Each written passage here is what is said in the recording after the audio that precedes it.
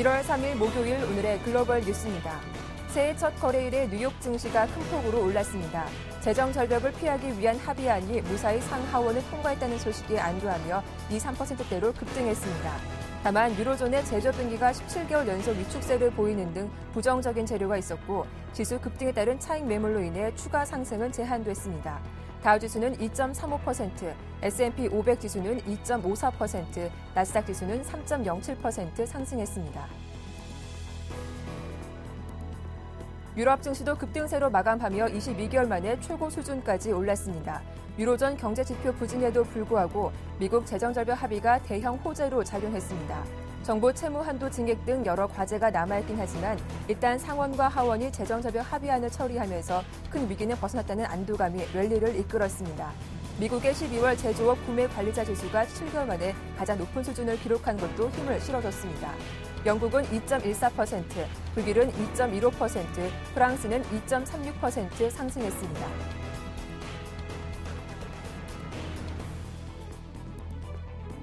미국 정치권이 재정절벽 해결을 위한 합의안을 처리했지만 세계 최대 자산운용사인 블랙록은 그 내용에 오히려 실망감을 표시하며 주식시장 전망을 낮췄습니다.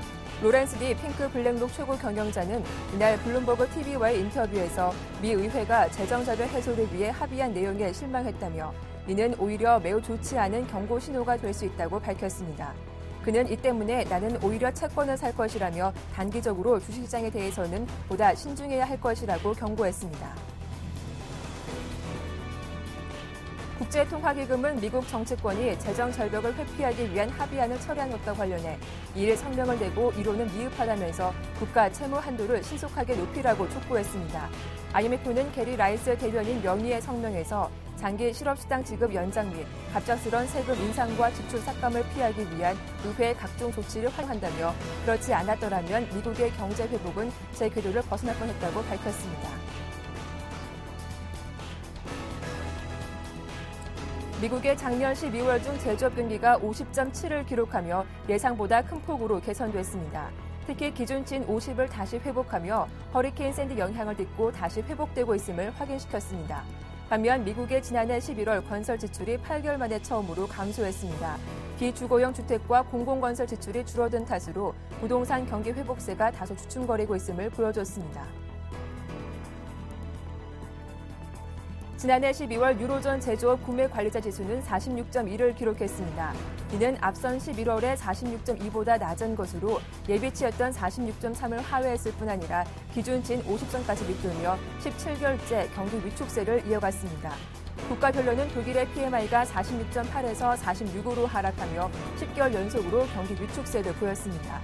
스페인도 45.3에서 44.6으로 더 떨어진 반면 영국만 49.2에서 51.4로 반등하며 지난 2011년 9월 이후 1년 3개월 만에 가장 큰 반등세를 기록했습니다.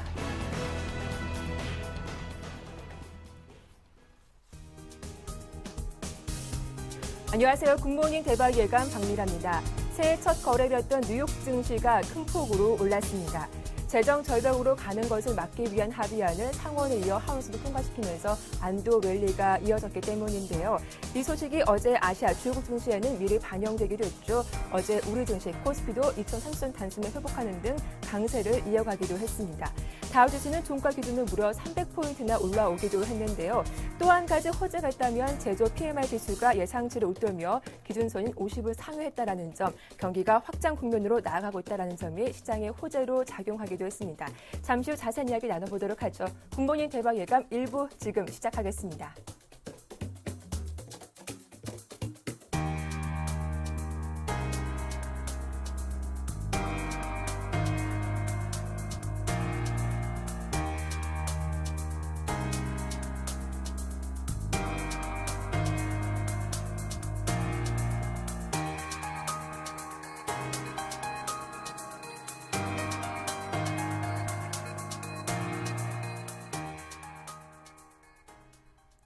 네, 샘플러스 한영섭 전문위원과 글로벌 증시 마감 상황 살펴보도록 하겠습니다. 안녕하세요.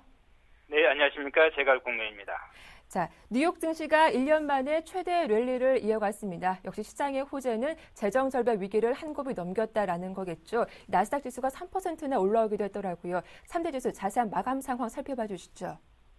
네, 조금 전에 새벽에 마감한 미국 증시는 빅랠리가 전개되며 3대 지수 모두 폭등하였습니다. 네. 다우지수가 13,412까지 308포인트, 나스닥이 3,112까지 92포인트, S&P 500이 1,462까지 36포인트 상승하였습니다. 시초가 갭상승 출발 후 장중 고점 대비 밀리며 박스권을 보였으나 재정절벽 우려 해소로 투자 심리가 살아나고 쇼커버링 매수세까지 가세되면서 장막판 상승폭을 확대하여 다우지수는 13,400, 나스닥은 3,100포인트 저항선을 돌파하며 새 첫 거래를 급등세로 출발하였습니다. 11월 건설 지출이 예상보다 크게 부진하였으나 재정절벽 하부안이 상하원을 통과하고 12월 ISM 제조업 지수가 50.7로 한 달 만에 이 축에서 확장으로 돌아선 것이 시장에 긍정적으로 작용하였습니다.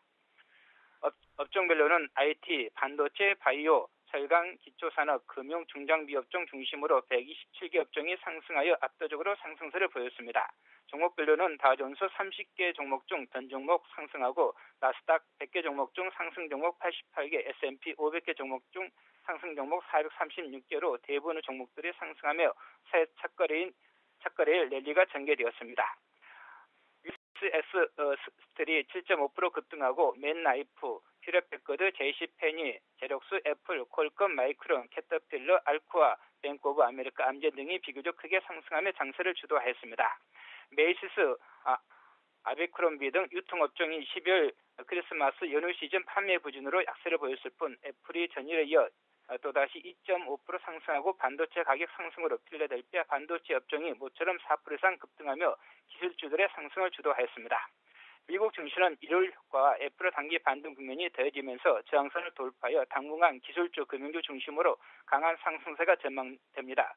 저성장 속 돈의 힘에 의한 유동성 랠리로 향후 기술주와 나스닥 중심의 랠리가 이어질 경우 미국 증시는 연초 이후 상고 하고 장세도 가능할 수 있겠습니다.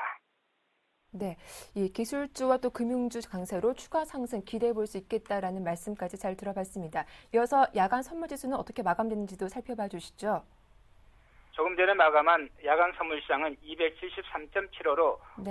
주간 시장 대비해서 2.5포인트 상승하였습니다. 저점 271.30, 고점 273.85로 2.5포인트 범위 내에서 움직였습니다. 거래량은 25,500계약으로 3월물 거래 시작 이후 최대치를 기록하였습니다. 시초가 271.405 강보합 출발 후 271.30을 저점으로 유럽, 미국 등 해외 증시의 강세로 상승세를 거듭받아 일중 최고치 부근에서 마감하며 모처럼 변동성이 큰 장세가 전개되었습니다. 개인이 1,460계약을 매도한 반면에 외국인이 1,370계약 매수하여 개인은 매도돼 외국인의 매수세가 크게 충돌하였습니다. 옵션 시장은 콜옵션이 20에서 70% 폭등하고 풋옵션은 20에서 50% 급락하였습니다. 네, 어제 선물지수가 271포인트 박스권 상단을 뚫는 모습이었는데요. 오늘장 파생 상품 시장 전망은 어떻게 보시는지도 의견 부탁드립니다. 네, 우선 전일 시장은 네. 미국 재정절벽 협상 타결 소식과 미 증시의 급등으로 시초가 갭상승 후 일요일 효과까지 가세하여 급등하였습니다. 그동안 상승을 견인하였던 삼성전자 선물지수가 프로그램 매수 이후로 또다시 급등하고 낙폭 하대 업종인 철강, 조선, 건설과 소유업종인 증권, 은행업종이 급등하면서 매기가 확산되는 가운데 운송, 장비, 통신, 보험업종을 제외한 전 업종이 상승하면서 종합지수 2030, 선물지수 271포인트를 돌파하였습니다.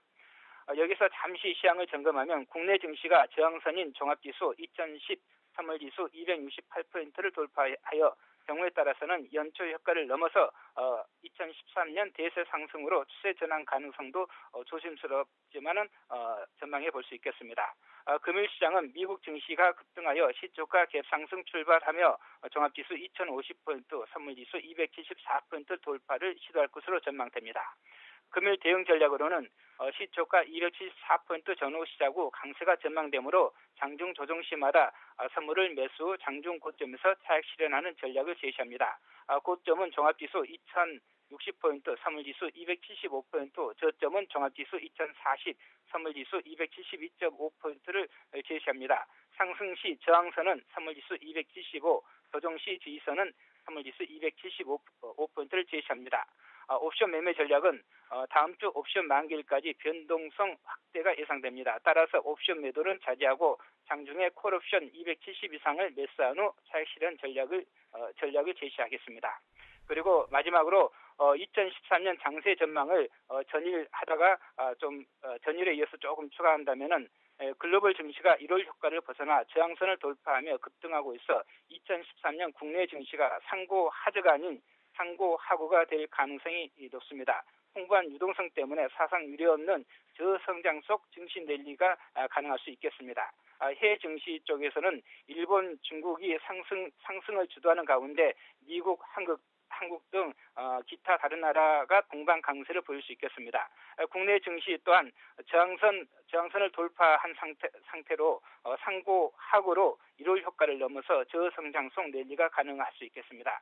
기존 주도주 삼성전자 외에 워낙 강세 수혜주와 증권, 금융, 전기 가스 업종 및 삼성전자를 제한 IT주가 장세를 주도할 가능성이 높습니다. 특히 실적이 부진한 증권업종 중 대우, 우리 삼성증권 등 증권업종의 대표 종목들에 주목할 필요도 있겠습니다. 네, IT와 증권주 쪽에 한번 주목해보자라는 말씀까지 잘 들었습니다. 오늘 도움 말씀 고맙습니다. 네, 감사합니다. 네, 지금까지 샘플러스 한영섭 전문위원과 함께했습니다.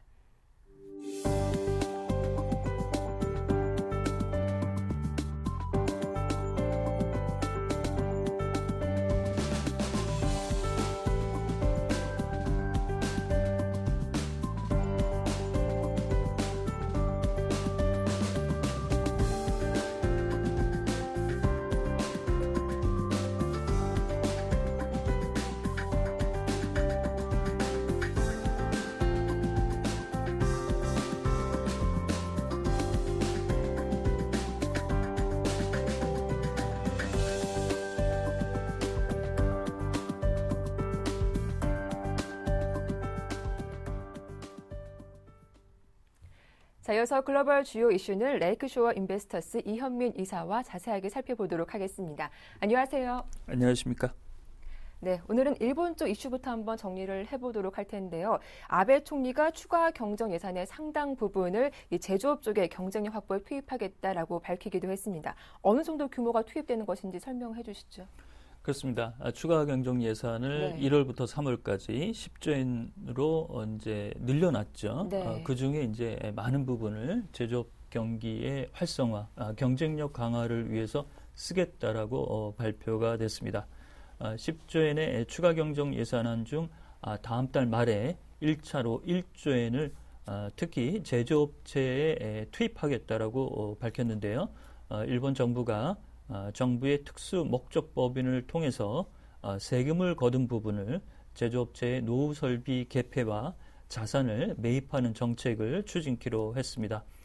또한 제조업체들이 신규 설비를 도입할 경우 이에 소요되는 비용의 33% 정도를 보조금으로 지급하겠다는 획기적인 방안을 내놨습니다. 이렇게 내놓으니까 일본의 재계들이 일제히 환영 성명을 발표를 했는데요. 제조업체들은 이제 자동차, 시멘트, 건설과 조선, 전자업체용이 모두 수혜가 될 것으로 보이고 이렇게 돈이 들어가게 되면 금융업체들도 반사적으로 이익을 거둘 수 있는 내용이라고 볼 수가 있겠습니다.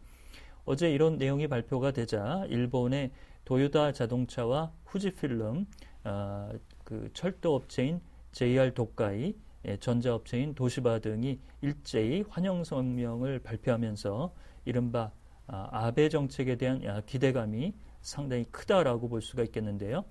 전임 노다 총리보다는 아베 총리는 그동안 제조업체와 아주 긴밀한 좋은 연결고리를 가지고 있었습니다. 이런 부분이 제조업체에 대한 경쟁력 강화 이런 부분에 먼저 일성이 나왔다라고 볼 수가 있겠습니다.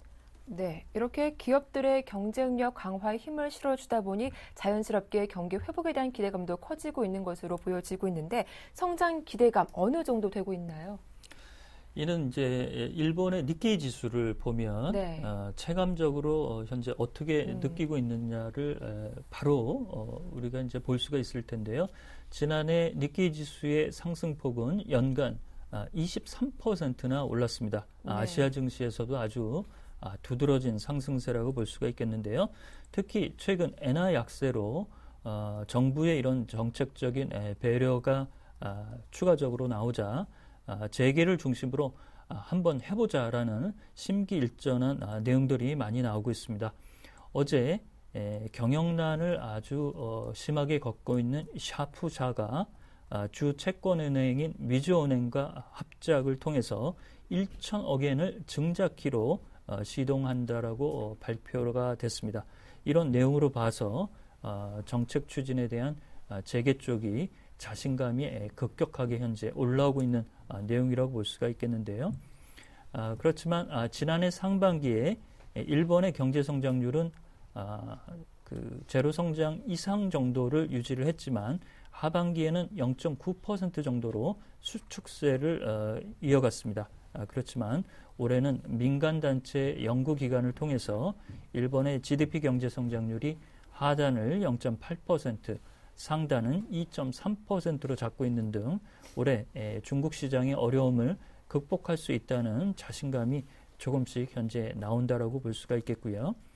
엔달러 환율이 어제 87엔대가 장중에 넘어서는 이런 흐름도 나타나고 있어서 엔화 약세 기조가 여전히 일본의 재계에는 톡톡한 현재 플러스 요인이 되고 있다라고 볼 수가 있겠습니다. 네, 이렇게 아베 총리가 취임하면서 거대 양적 완화 조치가 이루어지고 있습니다. 이렇게 되면 시라카와 마사키 일본 중앙은행 총재 거치는 어떻게 되는 것인지 궁금합니다. 예정대로 물러나게 되는 건가요? 아무래도 바꾸지 않을까 아베 총리가 그런 생각을 현재 하고 있고요. 시장에서도 그렇게 현재 받아들이고 있는 상태입니다. 이달 21일과 22일 날 금융통화위원회를 열고 일본은행은 인플레 타겟팅 목표치를 2%로 정부가 요구하는 수준대로 맞출 것으로 예상이 되고 있지만 올해 4월에 임기 만료되는 시라카 마사키 총재는 현재 아베 총리의 의도대로 다른 그 인물로 이제 바뀔 것으로 보입니다. 이렇게 되면 아베 총리가 현재 윤정기를 돌려서라도 돈을 찍어내겠다라는 양적 완화 카드 이런 내용들이 그 일본에서 올해 상반기에 아주 급박하게 움직이는 그런 흐름으로 나타날 수 있는 개연성이 현재까지는 매우 높다라고 볼 수가 있겠습니다. 네. 자, 이어서 미국 쪽으로 이슈를 살펴보도록 하겠습니다. 미국 하원에서 예상대로 재정 협상안이 통과시켰죠. 협상안 타결로 지각 변동 예상되고 있는데 어제 원달러 환율도 1,070원 선이 무너지면서 빠르게 원화 강세가 이어지고 있습니다. 1,060원대까지 원달러 환율이 내려오기도 했죠. 그렇습니다. 이제 그 엔화 약세에 가장 영향을 많이 받는 것이 이제 원화의 움직임이라고 볼 수가 있겠습니다. 어제 미 하원에서 진통 끝에 표결 처리가 상원에서 나온 재정 협상안을 통과를 시켰습니다. 엔화가 약세로 이런 흐름이 나타난 것은 이렇게 이제 안전자산 선호 심리가 다소 꺾이면서 원자재 가격과 그 다음에 외환 시장에서 안전자산 선호 심리가 꺾이면서 원화의 강세 기조도 더불어 나타난다라고 볼 수가 있겠는데요. 어제 구리 가격은 2.3%나 올랐고 WTI 가격도 1.4%나 올랐습니다. 원달러 환율은 어제 외환시장에서 1063.50원으로 현재 마감이 됐는데요. 절상 속도가 매우 현재 가파른 그런 흐름입니다. 지난해 원달러 환율은 7.6% 절상됐고 엔화는 10.3% 절하된 수준입니다. 특히 우리나라 수출 기업들이 일본의 제조업체와 많이 현재 경쟁 관계를 여전히 가지고 있기 때문에 우리나라 수출 기업들이 올해 초부터 아주 비상사태에 현재 들어갈 수 있는 내용이라고 볼 수가 있겠는데요.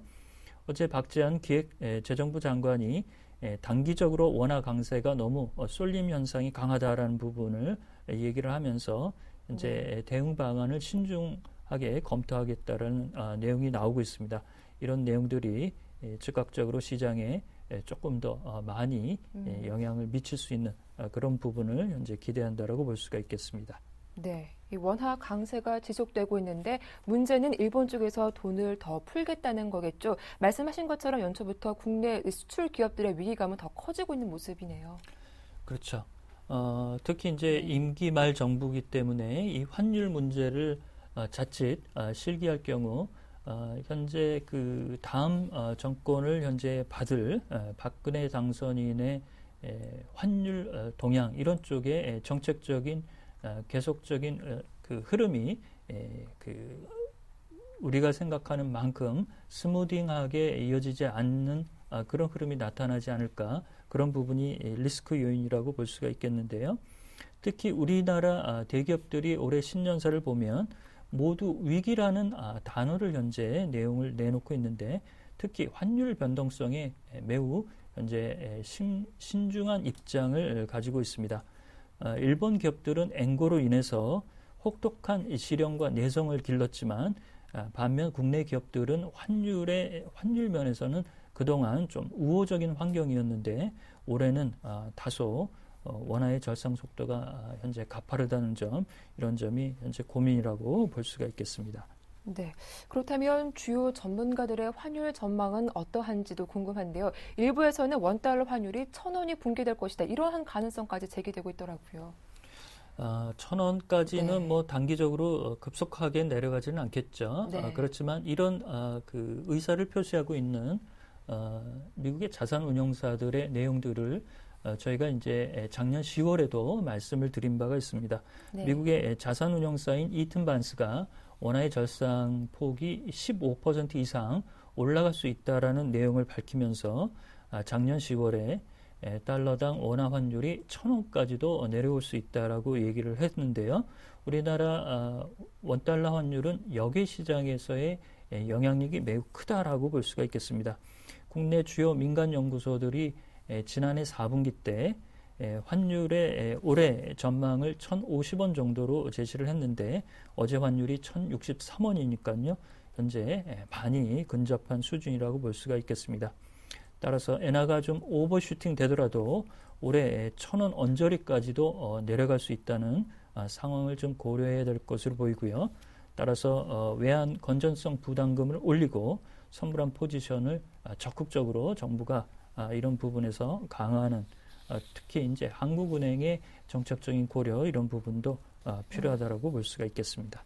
네, 이렇게 원화 강세를 둘러싼 일본과 또 미국의 영향을 다각도로 분석을 해봤습니다. 지금까지 레이크쇼어 인베스터스 이현민 이사와 함께했습니다. 오늘 도움 말씀 고맙습니다.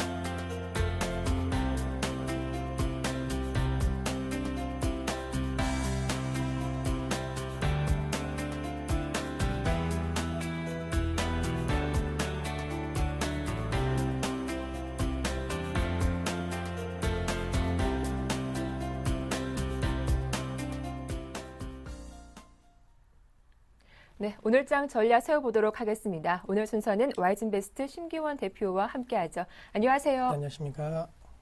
자, 어제 국내 증시 새해 첫날부터 미국발 훈풍에 양시장 모두 급등하는 모습이 나왔습니다. 삼성전자가 3%나 오르면서 또다시 신고가를 경신하기도 했는데요. 먼저 자세한 마감 상황부터 확인을 해주시죠. 네, 새해 첫 거래일 상당히 강했다라고 먼저 말씀을 드리겠습니다. 해외와 그리고 국내적인 이슈 상당히 좀 호재성 재료가 많이 만발하면서 주식시장에 있어서는 긍정적인 흐름 보였다라고 정리해 드리겠고, 코스피는 전 거래일 34포인트대 올랐습니다. 1.7%대 상승 흐름 보이면서 2,000포인트 회복과 동시에 2,031.10을 기록하는 모습 보였습니다. 장중 내내 계속적으로 상승 탄력도가 높아졌다는 것 특징적이었다라고 정리해 드릴 수가 있겠고, 코스닥 같은 경우에도 상승세는 이어졌습니다. 1% 넘는 상승세 보이면서 500선 회복하는 모습 보였다라는 점, 501.61에서 마감하는 모습 보였는데 역시나 특징주로 한다면 삼성전자를 들 수 있을 것으로 판단되고 있습니다. 재정 절벽과 관련된 우려감이 조금 해소가 되면서 투자 심리가 긍정적으로 변화되었고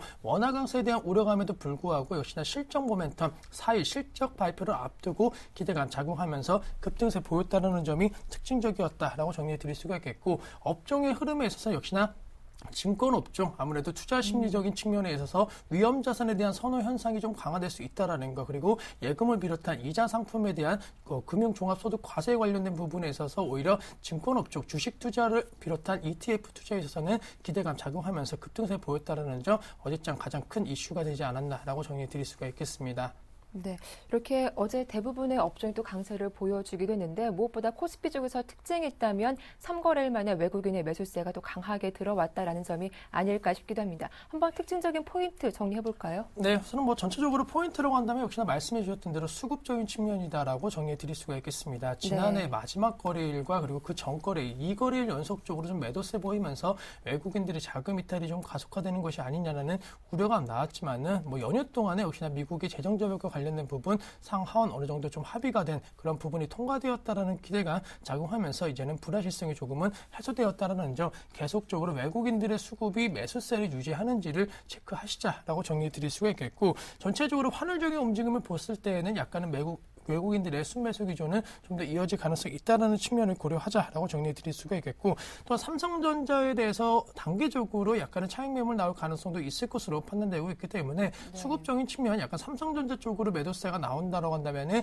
외국인 중심으로는 하루나 이틀 정도는 매도세가 나올 가능성은 있을 것으로 판단되고 있습니다. 또한 전체적으로 약간 경기 민감업종 쪽으로 투자 심리가 좀 살아나고 있다는 거 계속적으로 그런 업종과 그리고 종목 쪽으로 투자 심리 및 수급이 쏠리는지를 체크하시자라고 말씀을 드리면서 전형적으로 새해 첫날 첫 거래부터 약간은 강세장의 흐름을 보였기 때문에 오늘장에서도 그러한 흐름이 계속적으로 이어지는지 아니면 약간은 시장의 변화가 일어나는지를 체크하셔야 되지 않을까라고 정리해 드릴 수가 있겠습니다. 네, 그런데 어제장에서 물론 환율에 대한 우려도 있겠습니다만 외국인과 기관의 양 매도가 나오면서 자동차 관련주들도 약세를 이어가기도 했습니다. 무엇보다 현대차가 또 1% 이상, 어제 같은 상승장 쪽에서도 좀 주목을 받지 못했는데 그 이유가 있다면 어떤 점 때문일까요? 네, 이유 역시나 환율적인 측면, 특히나 엔화 약세다라고 정리해 드릴 수가 있겠습니다. 다른 수출주 관련된 부분에 있어서는 경쟁력이 어느 정도 다른 기업들, 글로벌 기업들과의 경쟁력이 상당히 강했다라는 측면, 전기전자 업종, 삼성전자를 비롯한 전기전자 업종이 상승 랠리의 주요 원인이 되었는데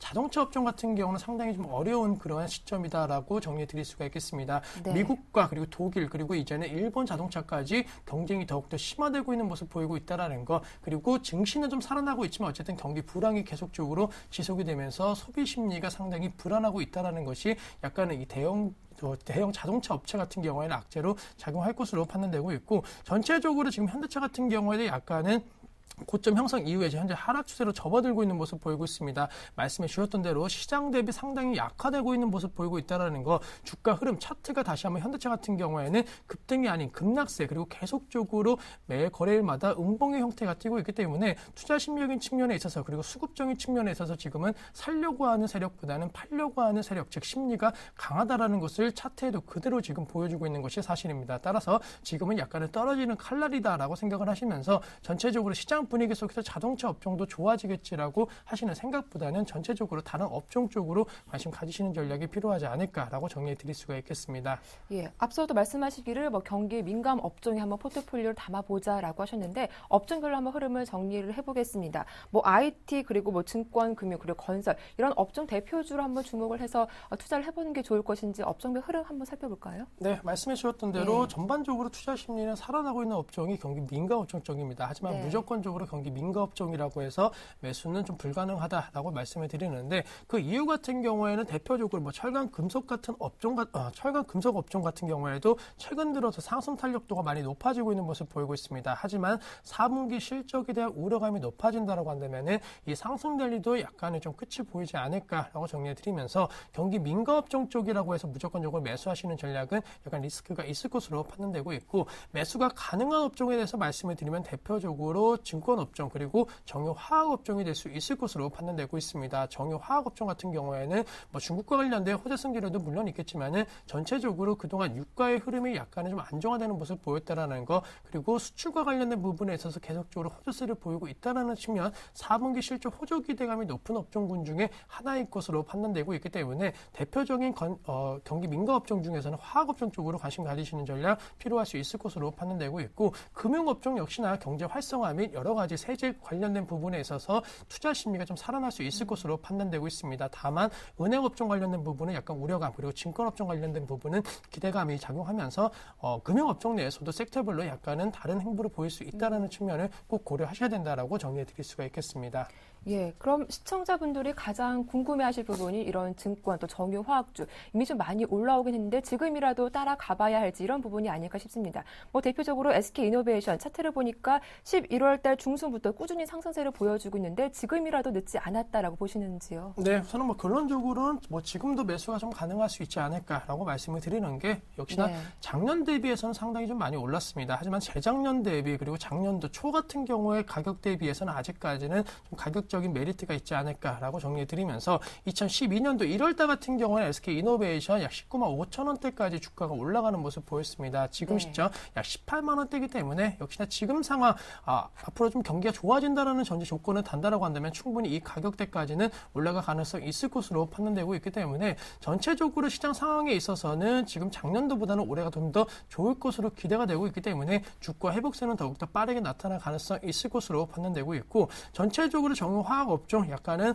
가격적인 메리트에 대한 부담감 작용할 수 있다라고 생각하실 수도 있겠지만은 펀더멘털에 대한 그러한 비교를 했을 때는 아직까지는 좀 매력도가 있을 것으로 판단되고 있습니다. 따라서 전반적으로 수급이 무조건적으로 개선되기 때문에 올라간다라고 보기에는 좀 힘에 붙일 것으로 판단되고 있기 때문에 작년도 하반기부터 올라가고 있다라는 거, 그만큼 업종 강하다라고 정리해 드릴 수 있겠습니다. 네, 어제 이렇게 원화 강세 기조가 이어지면서 자동차 관련주, 수출주는 좀 부진한 모습을 보여주기도 했는데요. 이런 원화 강세 수혜주, 뭐 예를 들어서 항공주나 음식료 관련주, 이런 종목들 앞으로 흐름은 어떻게 전망하시는지 그 부분도 의견 들어보도록 하죠. 네, 저는 뭐 경기 방어 업종이기 때문에 사실은 약간은 단기적으로는 투자 심리가 좀 소외될 수 있다라고 정리해 드릴 수가 있겠습니다. 음식료 업종 원화 강세 관련된 부분 실적 개선 모멘텀 나올 수는 있겠지만은 뭐 경기 민가 업종 쪽으로, 그리고 시장의 투자 심리가 상당히 좀 활발해진다고 한다면 상대적으로 경기 방어업종에 대한 관심도는 많이 떨어질 가능성이 있을 것으로 판단되고 있기 때문에 전체적으로 시장이 올라간다라고 한다면 같이 올라가겠지만은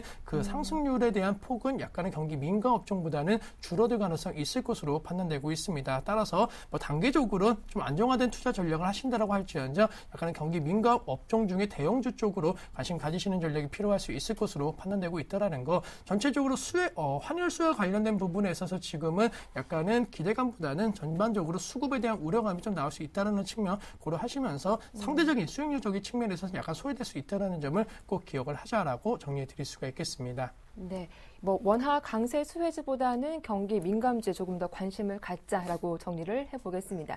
이어서 오늘의 관심 종목도 들어볼 텐데요. 그렇다면 오늘의 종목도 이런 경기 민감 업종과 좀 관련이 깊은 종목이겠네요. 네, 맞습니다. 증권 업종 물론 어제장 급등세 보였지만은 올 상반기까지는 한 번쯤은 포트에 구성을 하셔야 된다라고 말씀을 드리면서 대우증권에 대해서 말씀을 드리는데, 대우증권 같은 경우는 아시겠지만은 현재 증권 업종의 선두주자 역할을 해주고 있다라고 정리해 드릴 수가 있겠습니다. 그 이유 같은 경우에는 증권업종 과거 매매 수수료와 관련된 부분에 있어서 우려가 커졌는데, 이번에 세제 개편안을 통해서 다시 한번 투자 심리, 즉 위험자산, 주식이라든가 ETF 관련된 투자가 급등세를 보일 가능성이 있을 것으로 판단되고 있기 때문에 그와 관련된 증권업종에 대한 수혜 기대가 높아질 수 있을 것으로 판단되고 있고, 전반적으로 2013년도를 비롯한 신정부의 가장 큰 핵심 과제는 역시나 경제에 대한 활성화입니다. 경제가 활성화되기 위해서는 금융시장이 계속적으로 돈이 돌아야 되는 것을 감안한다라고 한다면은 투자가 이루어지고 그 투자가 여러 가지 뭐 고용이라든가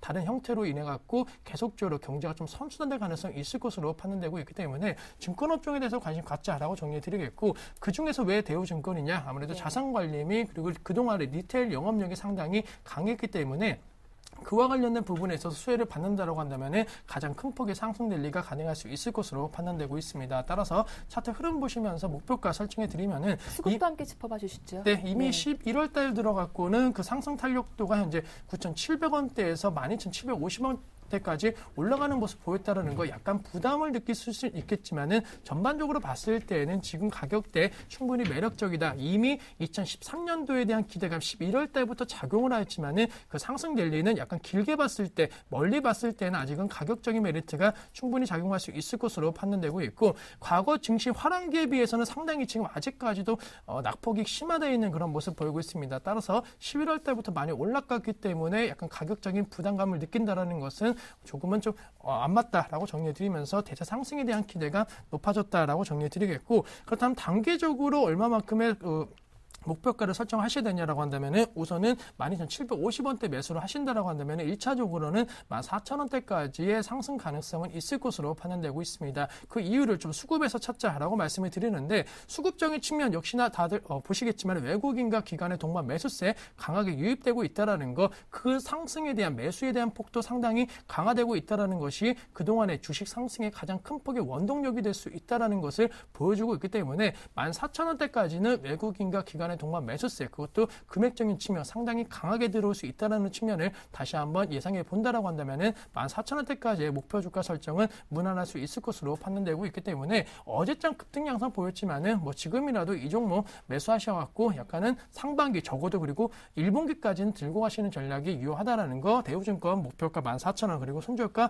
10,000원만 이탈되지 않는다라고 한다면 추세는 계속적으로 상승 쪽으로 무게를 둘 수 있다라는 점 염두하자라고 정리해 드릴 수가 있겠습니다. 네, 가격적인 메리트가 있다. 오늘의 관심 종목 대우증권이었죠. 어제 종가 부근에서 매수 접근 가능하다라는 말씀까지 잘 들어봤습니다. 지금까지 와이즈인베스트 심기환 대표와 함께했습니다. 오늘 도움 말씀 고맙습니다.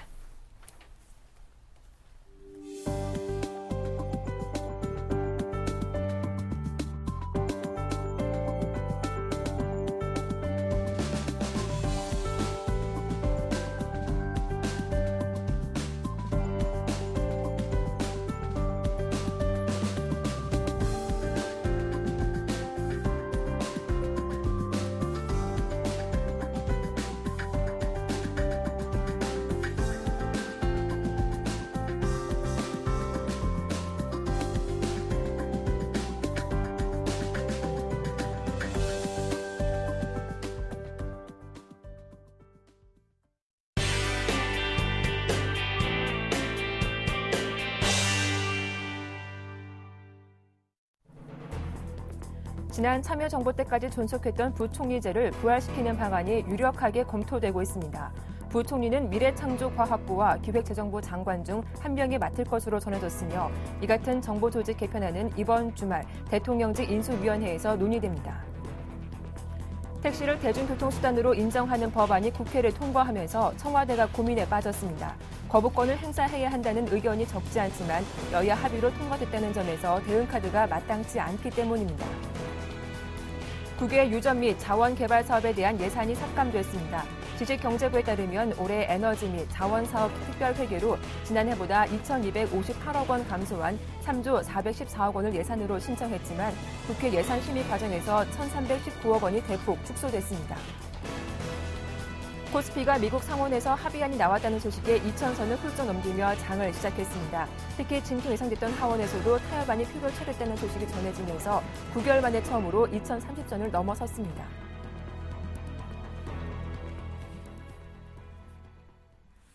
네, 이슈앤이슈 오늘 순서는 서울경제신문 증권부의 김종선 기자와 함께하겠습니다. 안녕하세요. 안녕하세요. 네, 대통령직 인수위원회가 참여정부 때까지 있었던 부총리제를 부활시키는 방안을 유력하게 검토하고 있는 것으로 알려졌다고 하죠. 네, 그렇습니다. 부총리는 박근혜 대통령 당선인이 새로운 성장 동력을 마련하기 위해 신설하기로 한 미래창조과학부와 기획재정부 장관 중 한 명이 맡을 것인 것으로 알려지고 있습니다. 미래부는 기획재정부의 장기 전략 수립 등 미래 예측, 지식경제부의 연구개발, 교육과학기술부의 과학기술과 인재양성 기능을 아우르게 되는데요. 부활하는 해양수산부는 농림수산식품부의 수산, 국토해양부의 해양과 항만, 그리고 행정안전부의 해양경찰청 업무를 넘겨받게 될 것으로 보입니다. 또 금융감독원은 감독 기능을 감독하는 금융감독원과 소비자 보호 업무를 맡는 금융소비자보호원으로 나누고, 현재 민간인 신분인 금융감독원 직원을 공무원으로 변경하는 방안이 유력하게 검토되고 있습니다. 박 당선인 측 핵심 관계자에 따르면 이 같은 정부 조직 개편안을 이번 주말 출범하는 대통령직 인수위원회에서 논의하기로 했습니다. 박 당선인 측 핵심 관계자는 정부 조직 개편안의 전체적인 윤곽이 잡혔다며 정보통신기술의 경우 기존 방송통신위원회를 개편하는 것은 물론 위원회가 아니라 부서의 형태로 설립하는 등 위상을 대폭 강화할 것이라고 밝혔습니다. 위원회는 여러 사람의 합의에 의존해 의사결정이 느린 만큼 부처 수장이 업계 이해관계를 빠르게 조율할 수 있다는 필요성이 있다고 판단됐기 때문입니다. 네, 다음 소식입니다. 국회에서 택시를 대중교통수단으로 인정하는 택시법이 통과되면서 논란이 일고 있는데요. 청와대가 이에 대한 거부권을 행사하는 방안도 현재 검토되고 있다고요. 네, 그렇습니다. 청와대 핵심 관계자는 어제 춘추관에서 기자들과 만나서 내부적으로 택시를 대중교통수단으로 인정하느냐에 대해 부정적인 의견이 많다며 택시법이 이달 중 국무회의에 넘어오면 심중하게 검토한 뒤 처리할 것이라고 밝혔습니다. 이 관계자는 정부가 국회의 제안을 받아들여 택시법 대신 종합대책안을 만들고 특별법까지 제안했음에도 국회가 법안을 통과시킨 것이 안타깝다고 말했습니다. 청와대가 국회에서 넘어온 택시법에 대해 거부권을 행사하는 문제도 신중히 검토하고 있는 뜻으로 해석되고 있는 부분입니다. 정부 입장에서는 택시법 내용만 놓고 보면 마땅히 거부권을 행사해야 한다는 의견이 다수지만 여야 합의로 통과됐다는 점에서 섣불리 대응하기 쉽지 않은 상황입니다. 정부는 국회 논의 과정에서 법 개정안이 대중교통 정책에 혼란을 야기하고 국가와 지방자치단체의 과도한 재정 부담을 초래할 것이라면서 정치권에 반대 의견을 전달한 바 있습니다. 그러나 청와대는 택시법 거부권 행사에 대해서 고민이 깊은 것으로 알려졌는데요. 거부권 행사로 임기 말 입법부와의 충돌을 비롯해 새 정부와의 인수인계 과정에서도 마찰이 생길 수 있다는 부담 때문입니다. 네. 한편 이번 국회를 통과한 예산안에서 국외 자원개발 사업 예산이 대폭 삭감됐는데 관련 사업의 축소가 현재 불가피하겠군요. 네, 그렇습니다. 지식경제부에 따르면 올해 에너지 및 자원사업 특별회계로 지난 2012년보다 2,258억 원 줄어든 3조 414억 원을 예산안으로 신청했지만 국회 예산 심의 과정에서 1,319억 원이 깎였습니다. 국회는 해외 자원개발 사업 700억 원, 유전개발 사업 출자 300억 원, 그리고 한국가스공사 출자금 500억 원과 이산화탄소를 배출하지 않는 차세대 제철기술 개발 사업비 10억 원 등을 삭감했습니다. 특히 유전개발은 애초 정부안이 2011년에 절반 수준이었는데도 여기서 삭감당해서 사업의 대폭 축소가 불가피해졌습니다. 이는 그간의 사업 성과나 전망에 대해 평가가 부정적이기 때문으로 보이는데요. 전력산업기반기금으로 1조 7천억 원을 신청했지만 206억 원이 감액됐습니다. 또 신재생에너지 융합 원천기술 개발 사업비 60억 원, 원자력 대국민 홍보사업 8억 5천만 원, 전력사업 융합 원천기술 개발 110억 원, 그리고 원자력 융합 원천기술 개발 60억 원 등이 줄었습니다. 전력 수요 관리 사업에 영향을 미치진 않지만 대체 에너지 등 에너지 관련 기술 개발에 지장이 있을 것으로 예상됩니다. 네. 어제 우리 증시는 2013년의 첫 거래일을 맞이하기도 했었죠. 이 코스피 지수가 미국의 재정 절벽 리스크가 완화되면서 외국인과 기관의 동반 매수세로 2030포인트를 회복해주기도 했는데요. 자세한 내용 살펴봐 주시죠.